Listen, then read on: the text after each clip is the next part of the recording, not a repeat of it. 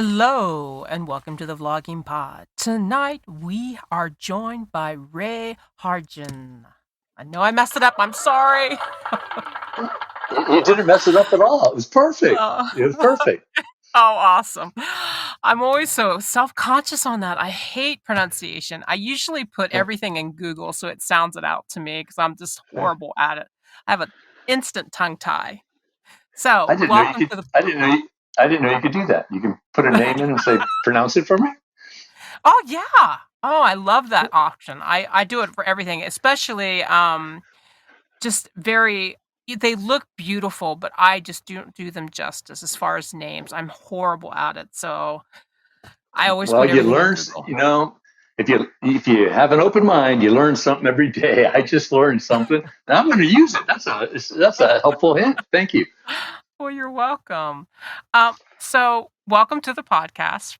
And Yeah, so how thank you for are you? Oh, you're welcome. You're my pleasure to have you here. Yeah, thank you. I Any appreciate the opportunity. Oh, you're welcome. We have a little bit delay, so I'm trying not to talk over you. So how are you this evening? I'm doing well. It's been a couple of days since I've had treatment, so I'm feeling strong, feeling well. How about yourself? I can't complain. It's a little cold here in Ohio, but we're working our way through it.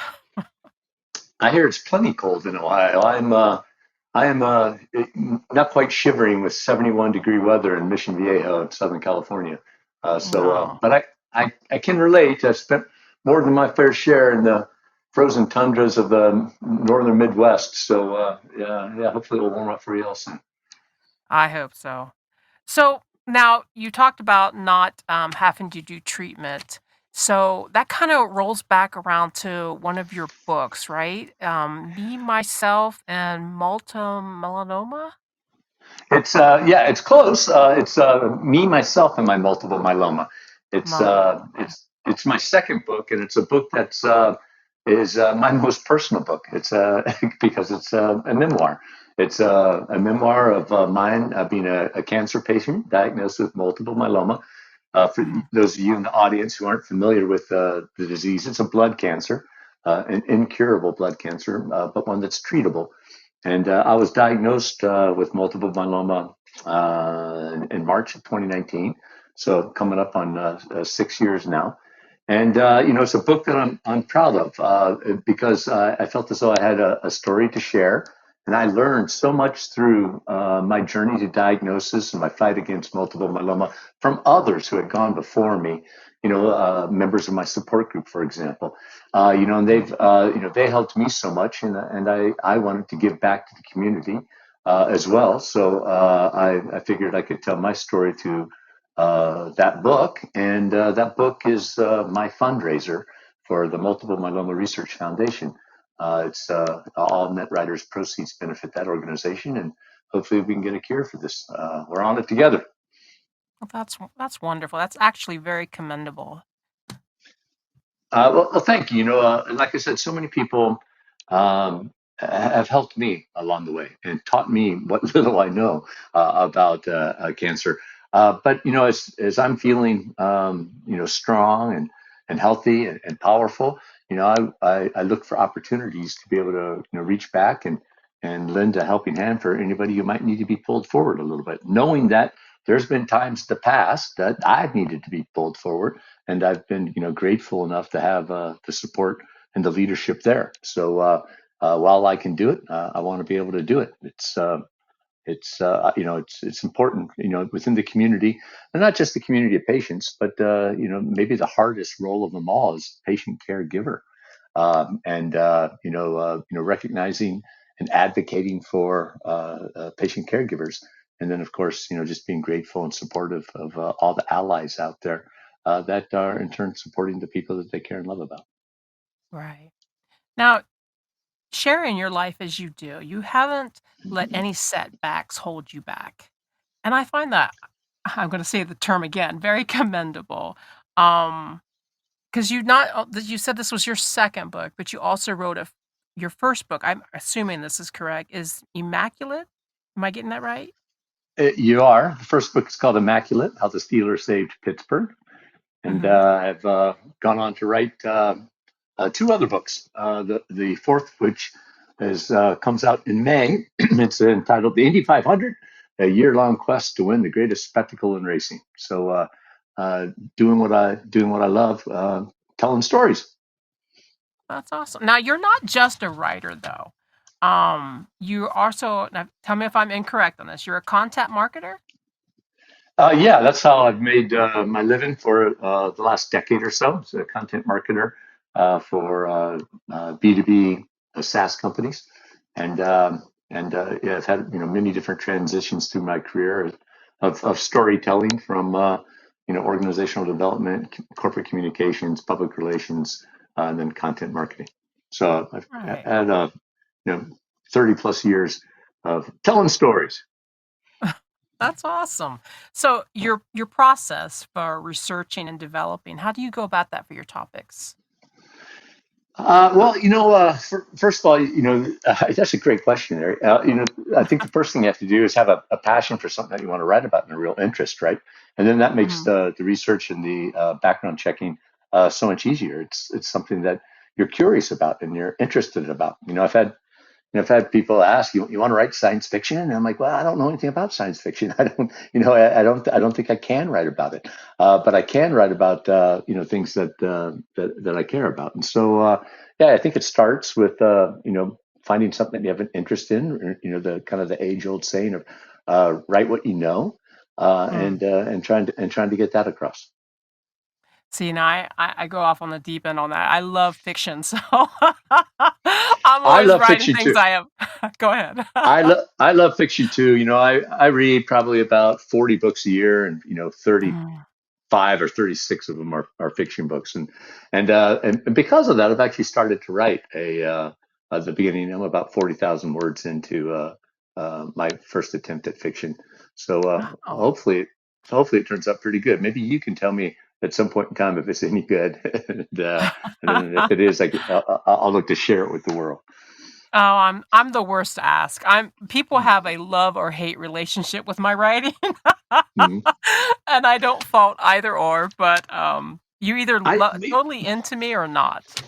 And I think but for me, I think that's the best, right? Mm, And it's because at least you get a reaction. And one thing that we haven't talked about is me being a musician and being a yes, songwriter. I've got And it in my list here. yeah, and those are little tiny stories as well. They're Mhm, 3 minutes and 30-second stories, right?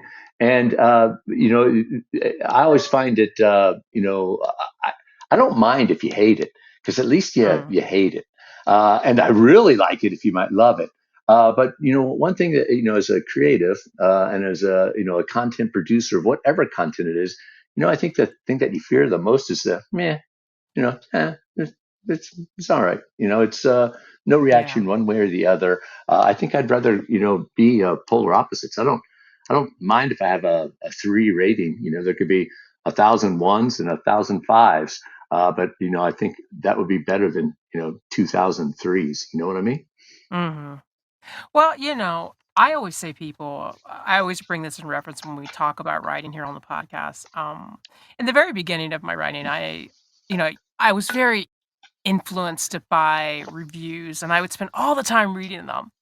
And I stepped back from that a lot, but one particular one that always fascinates me and proves to me that even if they hate you, there's still a passion there. If they finish the book, that's an accomplishment.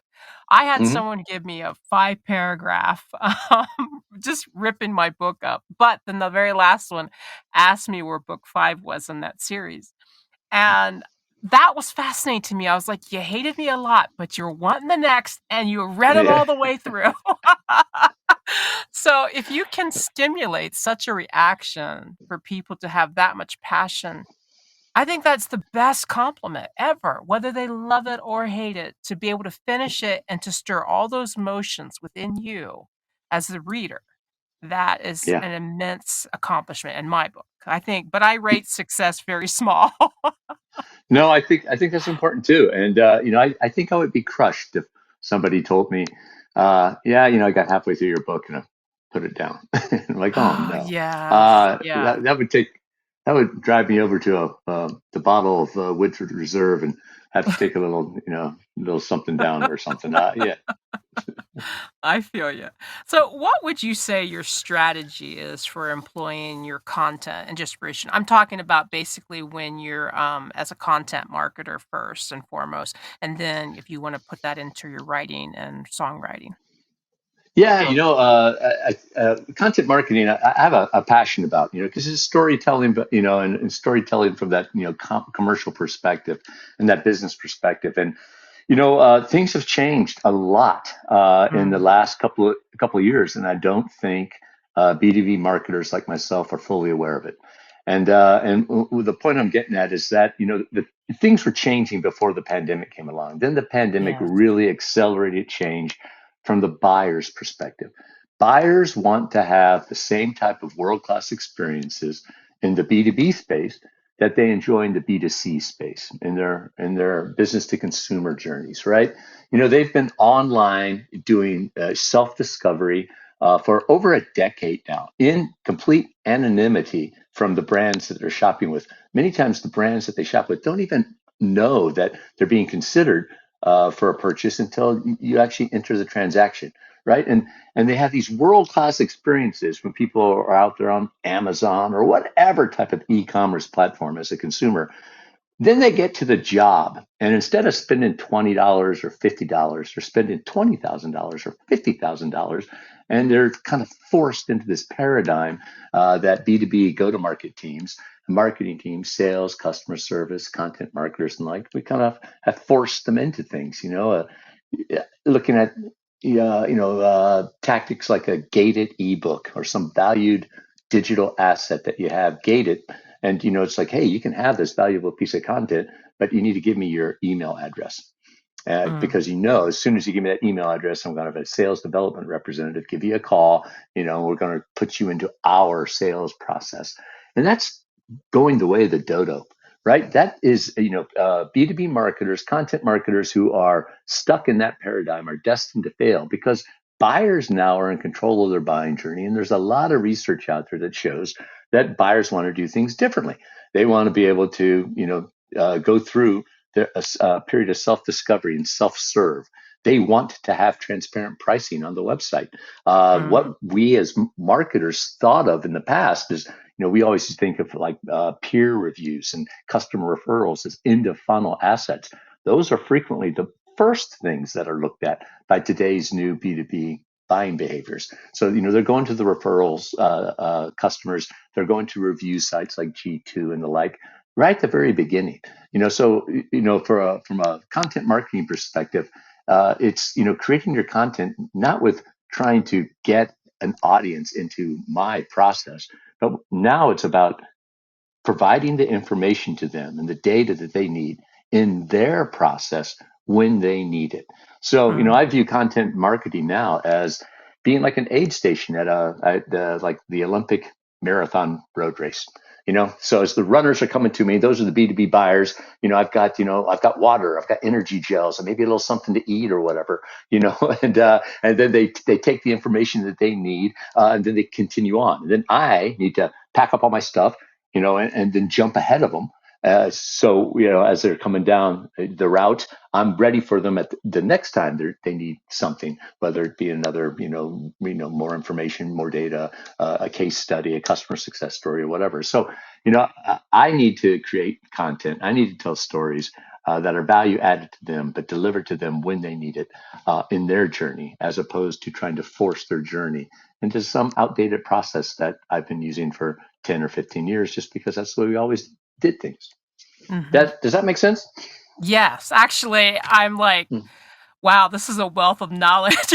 I'm so glad we're recording it because that is really interesting to me. I could re-listen to that. I know that sounds weird, but it just does. That is a wealth of Well, knowledge right there. that is actually the subject of my third book. It's called Ah, Revenue Orchestration, and today's new era of B2B sales and marketing. It's a short little ebook, about a 90-minute read, available on the Kindle store and at Amazon. And what that does is just delves into the research. that of first of all, you have these new younger buyers that are in Mhm. the workplace, and they're digital natives, and they do things a little bit differently than say people of my generation. Their whole life is experts at search, for example. They know how to use Google to pronounce people's names, so they get an idea. Uh, and then so it's just not the new B2B buyer, but also the new B2B buying behaviors. And once you can recognize that, then it's like, okay, what can we do as go-to-market professionals? We have all these great processes. We have these plays, and we have all these people. They all work, but how can we Mhm. reconfigure those? The purposeful coordination of our people, our processes, and plays to facilitate the buying journey. So it's about taking everything that you already have. So you don't have to reinvent the wheel. Just need to reinvent how you're going to deliver it to your customer. And that's the subject of the book and the whole idea of revenue orchestration. Hmm. That's very interesting. And don't think I'm part of the young crowd. I'm in my 50s, but I am very complimented by Mhm. that, that I know how Yeah, to use Google. that's right. So Uh, I'll take that as a win. it's a total win. Anytime I can soak up that I look like I'm younger or sound it, I'll take it as a win. Yeah. So Yeah, when for you I'm went a go ahead. go ahead. No, no, I'm sorry. Go ahead. No, no, no, go ahead. Like I said, we have a little overlap. It's no problem. Go I ahead. What you're gonna yeah, say. I was just going to say I'm in my 60s. I'll be 61 here in another month and a half, and I just I like learning the new things. I got a lot to learn. I would have never thought you were older than me. I actually thought I was older than you. So Mm. I'll take it. Uh, But you don't and I sound will old at take all to me. that as well. I like it when people think that I'm younger than they are. Oh yeah, I would have never you guessed that. I would have put you younger than myself. No, Uh, no doubt. uh, Pictures and everything. And I see your mm, website up here. I would not have put you at older. mm. So, you went from being a content marketer to a writer. What inspired you to pursue writing? I mean, more so. I know you have writing in the content, a marketing situation, but what pursued you to make it more even deeper and dive further into it? Yeah, it really I think comes from my diagnosis with multiple myeloma.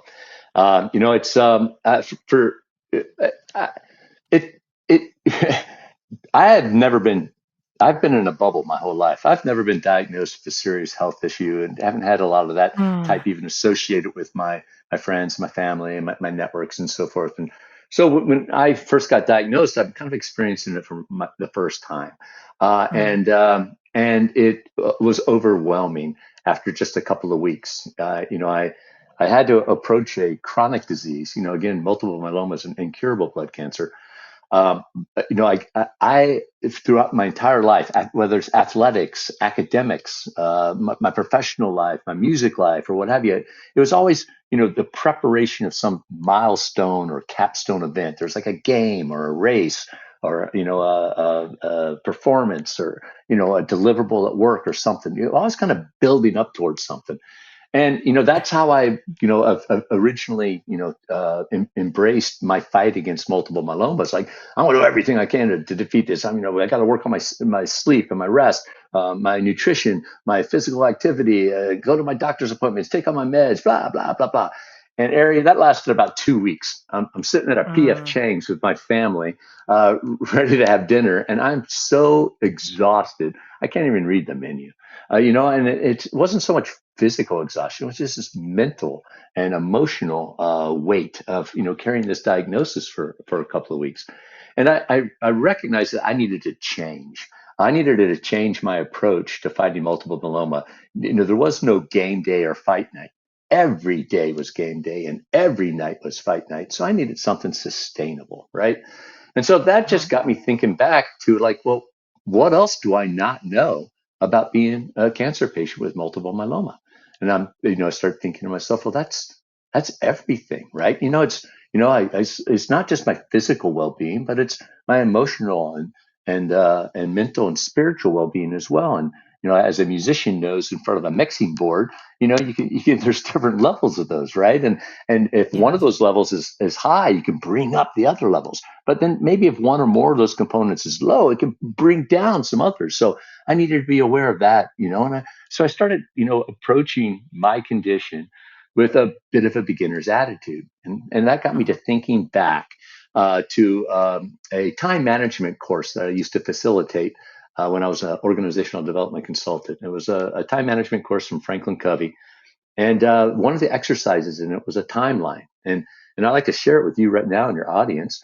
It's a exercise that you can do mentally, or if you just happen to be in front of a piece of paper and a pencil, you can do it, analog as well, the old-fashioned way.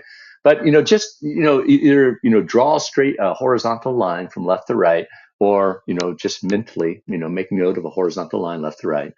At the far left-hand side, make a vertical tick mark, and the far right-hand side, make a vertical tick mark. And then, on the far left-hand side, put a little B, and that B represents your birth. And then, of course, you're probably one step ahead of me. You know that the far right-hand side, you can put a D there. That represents your death. So, in this exercise for time management, it's like, okay, take a moment right now to just, introspectively think, where do you believe you are on your timeline?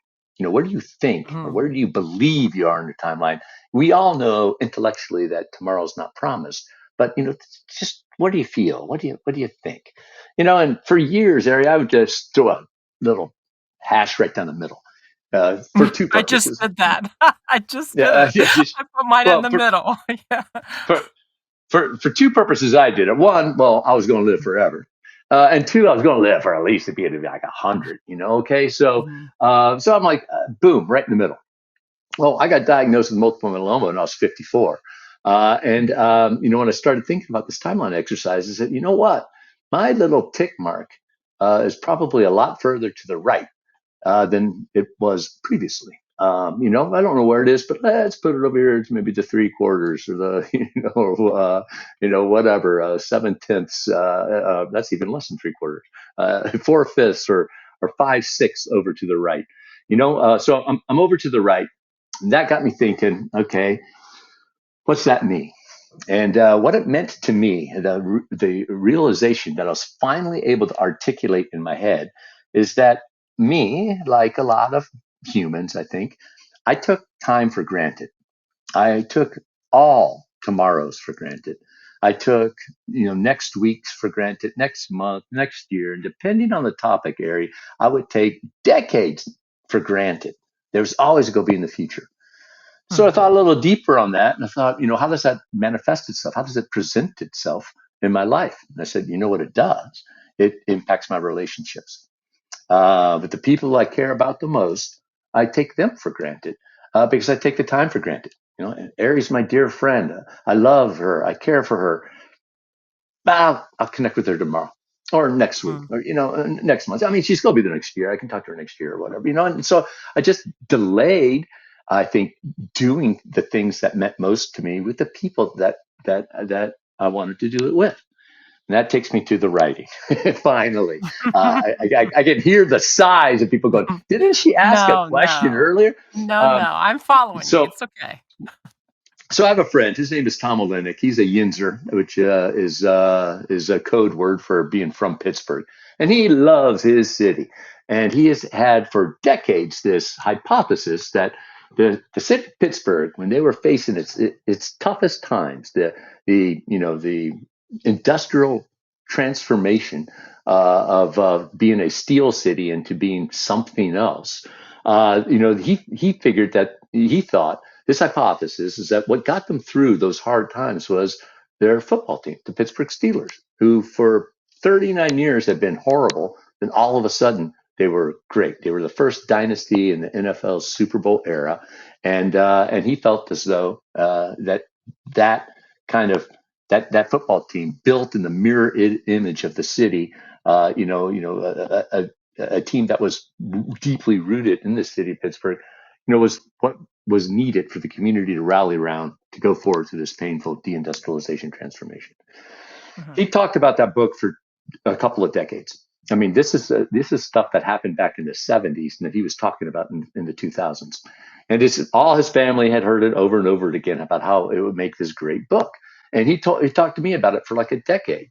And then finally, as I'm looking at this timeline of mine, and I'm thinking about thoughts of like, if not now, when? I grabbed Tom by the shoulders and I said, Tom, if not now, when? I mean, these we're talking about things that are almost 50 years old now, he's like, yeah. And so I said, Tom, how about this? You're a biotech executive, you're not a writer, but I'm a writer. How about I get started? And if I should ever veer from your vision, just pull me back. So, a little over a year later, we had never veered from his vision. We were able to collaborate and tell the story, and that became the first book, Immaculate: How the Steelers Saved Pittsburgh. And it was such a rewarding experience to do something I wanted to do with somebody I care about. And it was just, that's just one of the things that my journey with multiple myeloma, area people with diseases, cancer patients, other patients with other diseases, other conditions. There's sometimes a tendency to look at what the disease or the condition takes away, and that's a very real thing, right? Like for me, I can't travel for extended periods of time because I need to be by my infusion center. I need to get chemotherapy. So, I can't Mhm. pop on a sailboat and go around the world for 3 years. I need to do it in about a week instead, right? Right. There are some things that take away, and those are very real for people, and they need to be grieved. But at the same time, if you approach I'll speak for myself. I started approaching my condition with a beginner's attitude, with a growth mindset. And so, when I got diagnosed almost 6 years ago, I had a lot of roles in my life. I was a boss, I was an employee, I was a teammate, I was a bandmate, I was a husband and a father and a son and a brother, et cetera, et cetera, et Mhm. cetera. Had all these different roles, and each one of these roles had accountabilities associated with them and goals and objectives that I wanted to achieve. And when I got diagnosed, very next day, I had all those same roles. I was still a husband, father, brother, et cetera, et cetera, et cetera. But I was also Mhm. now a cancer patient and a cancer patient advocate, a caregiver advocate, a cancer patient fundraiser. I had all these other roles that I soon adopted, all of them with their accountabilities, all of those, accountabilities associated with goals and objectives. There's things I want to get accomplished there as well. So, these are things that have been added to my life. I'm not going to say that, being diagnosed with cancer was a positive thing, but there are positive elements that came from it for me. My life has a redirection and Mhm. I've been able to reframe it on the things that mean most to me. Some of the things are not because of cancer, but then there's other things that I've been awoken to because of my diagnosis. That is my passion. I want to help Mhm. there, and how can I help there? And so, for example, that book, Me, Myself, and My Multiple Myeloma, I want that to be a look inside our community from somebody that's in the community. I want it to be to the community, and I want it to be for the community. With those being a fundraiser for the MMRF. Yeah, it's looking at the obstacles and the challenges that you have in your life. But if you approach it like we approached those things as a little kid, with a sense of discovery, with a willingness to learn, Mhm. and are able to digest that inside and internalize that, articulate it in your mind, it can help us drive toward positive change, or at least something that makes one feel a greater sense of inner peace inside, happiness, satisfaction, fulfillment, inner peace. Make sense? I Yes, I've been writing a lot of little notes here. Usually when my guests talk, I'm always asking questions based on what you tell me, so I'm always writing little notes up here on my, sides and all that from all my scratches here. And I have to say, I did something similar, probably not in the grand scale as yourself, and I find it so commendable, everything you've talked about and what you're doing, but I can relate in a smaller, I guess, portionate way. For the longest time, I lived in a bubble as well. I am 52, and my father passed away, well, about 2 years now, and then my sister passed away this last year, and on the bridge of all that, I got diagnosed. with late onset asthma, but I had a lot of problems going on into it, and I didn't realize what was going on. And I had to reorganize what I wanted of my life. Um, my mother moved in, she's in the across the, pool from my she shed in her apartment over there, and a lot Mhm. of these things retargeted what I wanted to do. Like, even in this retrospective, talking about what we're on right now, the podcast, about health and aging and all that stuff that I have in my bio for what I wanna have on my podcast. I think Yeah. when we're forced to deal with things, because just like you say, we kind of just overlook a lot of things. We think we have so much time, and that your analogy of your line, I actually did it while you were talking, and I Mhm. put my line in the center as well, and I find that interesting.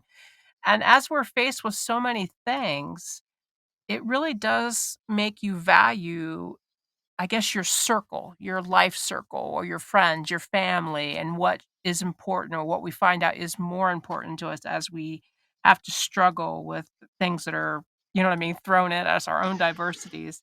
Yeah. Um, A- And s there's so much thrown at us that is, at the end of the day, is minutia, right? Yes. It's all these little things, just all the connections that we have electronically with emails and texts Mm, and things like that coming in that, other people's urgencies impact our priorities, right? mhm, Um, yes. you can look at people who accomplish great things, but they still only have 24 hours a day to get things done. You audience members out there, listeners, you are just like them. You have 24 hours a day. And these people that are accomplishing great amounts of things that mean most of them, you can do that as well. But you need to. Any time management person will tell you, you need to focus on your priorities first. Get those things done, and then let the other stuff fill in around the side. So don't fall prey to the notifications that you got a new email coming in. Oh, I need and like say me as a writer, I'm going to leave behind my manuscript I'm writing on so I can see this email that I sent. Oh, it's just it's an update from ancestry.com. So I really want to click into that and see if I what has changed. Oh, I can get to that at 7 o'clock tonight, after dinner. Mhm. But right now, I need to finish this passage in my book. So yeah, it's finding those things, Ari, that are most important to you, and the people that are most important to you. Let's do those things first, and then let all the detritus that we have, all the other things. We'll have time for those, but Right. they come second. Do your first. And it's So great that you've been able to find your first. I'm so sorry that it's been born out of tragedy and the like, but to be commended and definitely respected for reframing your priorities on those things and those people that mean most to you. Good on you. oh, I appreciate that. It like I said, I've not had your experiences, but I can relate on this, you know what I mean, on a smaller scale. Mm. But I just think it's those things that pop what makes things important and where your passion lies, such as this podcast. It's become more than I originally intended because of the things I had to go through within the last couple years. But and when we talk about things that we're going through and you're writing, I want to shine a light on because you have a new book coming out. I believe it's May 6th, 2025. Yes, ma'am. And this one is titled, I used a little bit for the title of the room, but this is the Indy 500, a year-long quest to win the greatest spectacle of racing. Can you tell me a little bit about that? Yeah, you will remember, I'm sure, the Scholastic America catalog. Remember those? We used to get them in Mhm. elementary school, little paper Yes. thin little catalogs Mhm. of these wonderful treasures, and we would go home and gather up not a whole lot of money. Usually, I kind of remember it being coins mostly, and then come Mhm. back. Our teacher would place the orders for us, and a month later we get our books or posters or whatever we as students wanted to order. Years ago, when I was like, I don't know, probably third, fourth, fifth grade, I got a book written by Hal Higdon called The Indy 500 30 Days in May. and it was the chronicle of the 1970 Indianapolis 500. It started on April 30th, the day before the track opened for practice, and it ended with the race on May 31st. So it was a diary of a little over a month. And reading that book as a kid, it just captured my imagination, and it ignited a passion in me for the event, the Indy 500, and just motor racing in general. And for years, I thought, wouldn't it be great if I could update this book instead of a book about the 1970 race? Maybe I could update the book for a current race, and maybe I might be able to inspire some young reader to develop a passion for the Indianapolis 500, the event, or maybe motorsports in general. And then, of course, I remembered, if not now, when. So I started putting pen to paper, figuratively speaking. And what came out was this kind of like a year long chronicle that starts with the conclusion of the 2023 Indianapolis 500 and then goes through the entire year to the 2024 Indianapolis 500 and ends, with the conclusion of that race. So it's about telling the stories about all the people associated, car owners, drivers, fans, and the like. And telling the story as they go on their quest to win the Indy 500. Nice. Nice. And no, when you dive into that, how extended does your research go on such things? Uh, uh, Extensively at times. There's a little. You kind of swim along the surface, but as you Mhm. introduce a driver, say you want to talk about. There's a chapter in the book is like, Andretti Global team, announces that they're going to field a car for Marco Andretti. It's going to be his Mhm. 19th or 20th Indianapolis 500. So you need to talk a little bit about Marco Andretti, the driver. But, you can't talk a little bit about Marco Andretti without talking about his father, who was at the time the CEO of Andretti Global, Michael Andretti, a former IndyCar racer. And of course, you can't talk about Michael Andretti without talking about his father, Marco's grandfather, the great Mario Andretti, the winner of the 1969 Indianapolis 500. So, as you begin to, think, well, I got to tell the story. Well, I got to tell something about this guy. Then there's the research into Michael, research into Mario. What's relevant, what's salient, what's interesting, what's compelling, what's engaging.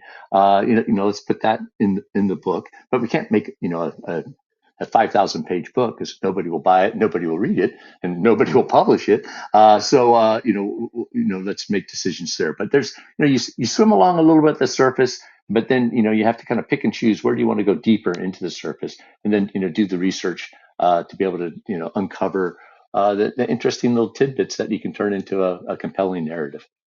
Mhm. So now, before I end our podcast tonight, I want to shine a light on the songwriting. Can you tell us some more about that? Would we know any pieces that you attributed to? I doubt it. No, you wouldn't unless you happen to be in California, maybe in Northern California, specifically, maybe a little bit in Nevada and Oregon, and that's you would have heard some originals at performances. Songwriting for me is deeply personal. Mhm. There are a couple of songs available on streaming platforms now. There's a two-piece acoustic band that I'm part of called the Chronic Padres, and there's a song out there called Your Sacrifice.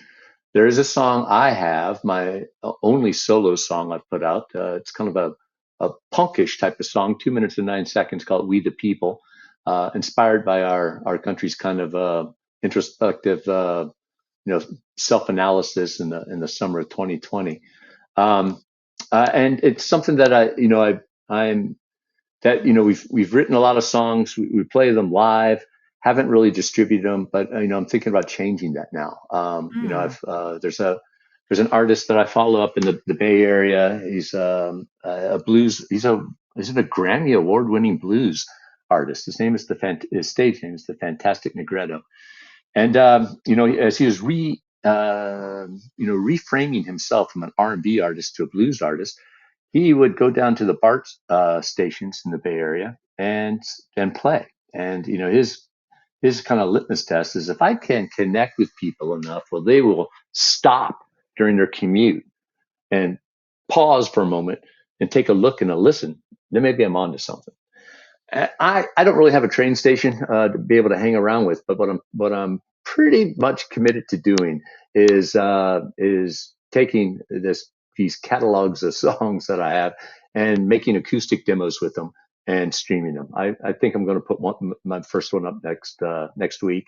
Hopefully by this is the end of this month, February. But I want to Mhm. try that, and let the interwebs tell me, let people like you tell me if you think I should, professionally produce this song or not. And we'll see how it goes there. But yeah, for me, storytelling through music. Music's always been an important part of my life, and I love the storytelling aspects of it, both musically and then lyrically as well. And something that has been personal, something that we've done through performances, but now I want to open myself up, I think, to the fear of not being liked. Don't let the fear of failure keep me from trying to do it. Because after all, if not now, I'll win. I want to put these out as me on acoustic guitar and just a raw demo vocal, and then get reactions from people to see if they think it's any good or not. I'm gonna tell you something. I don't think it's ever a fear to live to your passions. You know what I mean? Creatively. Yeah. So I think it's a success to try, and you'll never know if you're gonna fail unless you do the try. And not to add to your workload, but what I think you should also do is Audible. Your voice is incredible. You'd be great at reading some books. You really would. I think you're telling me that I have a face for radio. No, I wasn't saying that. No, I see your picture at the top. I'm not uh, saying that at all. I see you on your website here. So no, you no, know, no, I no. I I go. think I will. I have the equipment at home to Mhm, record. And I think I will talk to my publisher about doing an audiobook. First off, for the memoir, me, myself, and my multiple myeloma. I mean, it's my mhm, story, and I think that makes sense. So I am going to pursue that. And the words that you talked about, what you just said earlier, about the success is doing it. mhm. I want to take that to heart. No truer words can be spoken. You're absolutely right, and you've just further validated my decision. I need to. I've already got one recording ready to go. I just need to kind of to mix the vocals and the guitar to two different channels and put it up I think raw, you and should. and I will Yes, I I will think you send should. I will send you a link, and then hopefully you will tell me what you think. Oh, I would love it. I would love it. I really I'm wholehearted behind that. Yeah. You have a great talent. You ooze out creativity through your words and just even speaking. Because I know within your time you've had some speaking engagements and you're very elegant at it. I compliment you Well, wholeheartedly. thank you so much. I do appreciate it, and Oh, and you're the same welcome. can be said for you as well. So, but Oh, thank you. thank you. Even though I fumble over my words, thank you so very much. We we I we wanna all do. I don't know if I trust somebody who doesn't fumble with their words. It's like, wait a second, that's a little too polished. So yeah. I wish I was more so. But I wanna thank you so much for being on our program. You were an absolutely delight, and my door is always open for you to come back on at any time. Thank you so much. I really appreciate the opportunity. It's been great hanging out with you, and great hanging out with your audience. Hopefully some people have picked up a couple little nuggets that can affect some positive change for themselves. That'd be great. I'm sure they will. Again, I wanna thank you. I wanna thank our listeners. Until next time, bye-bye.